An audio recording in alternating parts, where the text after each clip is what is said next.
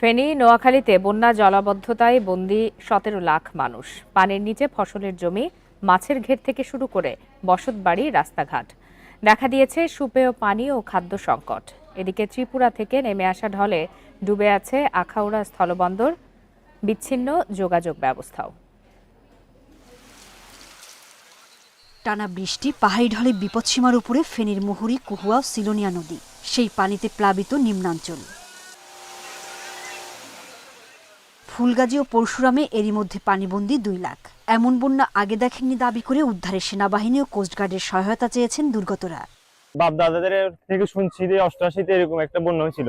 এখন শুনতেছি যে ওইখান থেকে এটা অনেক বেশি বাড়ি গেছে। আনন্দপুর বাজার, ফুলগাজী, টুলগাজী সব অবস্থা আরো বেশি খারাপ। মানুষের বাড়িঘর সম্পূর্ণ ডুবে গেছে। এদিকে টানা ৭ দিনের ভারী বর্ষণে পানিবন্দী নোয়াখালীর ৯ উপজেলার ১৫ লাখ বাসিন্দা। তলিয়ে আছে শহরের বেশিরভাগ বাড়ি, অফিস